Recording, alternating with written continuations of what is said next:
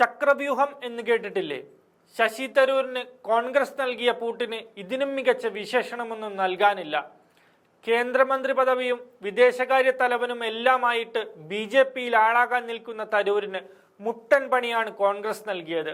പാതി വഴിയിൽ BJPക്കാരനായി നിൽക്കുന്ന ശശി തരൂരിന് ഇപ്പോൾ MP സ്ഥാനവും നഷ്ടമാകുന്ന അവസ്ഥയാണുള്ളത്. ലോക്സഭ ചേരാനിരിക്കുമ്പോൾ സഭയ്ക്കുള്ളിൽ കോൺഗ്രസിനെ ശ്വാസം മുട്ടിക്കാനാണ് ശശി തരൂർ ഉദ്ദേശിച്ചത്.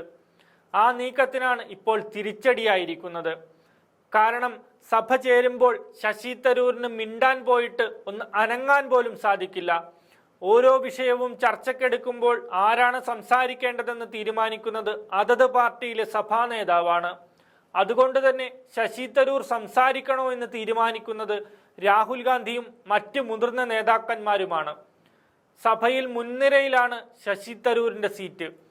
അവിടെ ഇരുന്ന് ഇനി കാഴ്ചകൾ കാണുവാനുള്ള അവസരം മാത്രമാണ് തരൂരിന് കോൺഗ്രസ് നൽകിയിരിക്കുന്നത്.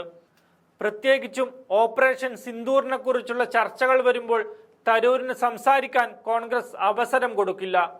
അതിനു കാരണം കേന്ദ്ര സർക്കാരിന്റെ പ്രതിനിധിയായി വിദേശത്ത് പോയി കോൺഗ്രസ് നിലപാടുകൾ തള്ളി മോദിക്ക് അനുകൂലമായി സംസാരിച്ചതാണ്. അത് പാർലമെന്റിലും ആവർത്തിക്കുമോ എന്ന് കോൺഗ്രസിന് ആശങ്കയുണ്ട്.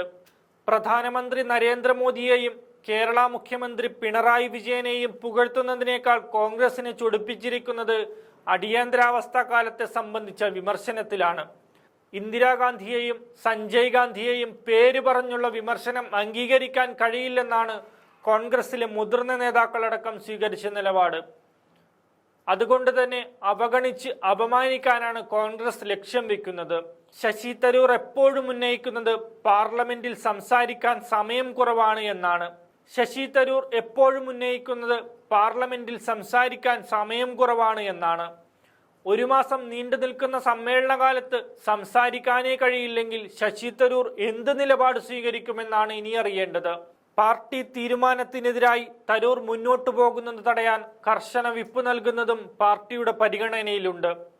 വിപ്പ് ലംഘിച്ചാൽ ലോക്സഭ അംഗത്വം തന്നെ നഷ്ടമാകുമെന്ന അവസ്ഥയിലാണ് തരൂർ നിൽക്കുന്നത്. ശശി തരൂരിനെ സംബന്ധിച്ച് MP സ്ഥാനം നഷ്ടമായാലും BJPക്കാരനായി നിൽക്കുന്നത് തന്നെയാണ് മെച്ചമെന്ന് കരുതുന്നുമുണ്ട്. കാരണം ഈ സർക്കാരിന്റെ കാലാവധി തീരാൻ ഇനിയും 4 വർഷം മുമ്പിലുണ്ട്. പ്രതിപക്ഷത്തെ ഒരു MP ആയി മാത്രം ഒതുങ്ങുന്നതിന് പകരം ഭരണകക്ഷിയിലെ നിർണായക സ്ഥാനമാണ് തരൂർ ലക്ഷ്യമിടുന്നത്. പുറത്തിറങ്ങി കോൺഗ്രസ് പുറത്താക്കിയെന്ന് പറഞ്ഞ് തരൂരിന് എളുപ്പത്തിൽ BJPയുടെ പടിവാതിൽ കടക്കാനുള്ള സാഹചര്യവും ലോക്സഭാ സമ്മേളനത്തോടെ സമാഗതമായിരിക്കുകയാണ്.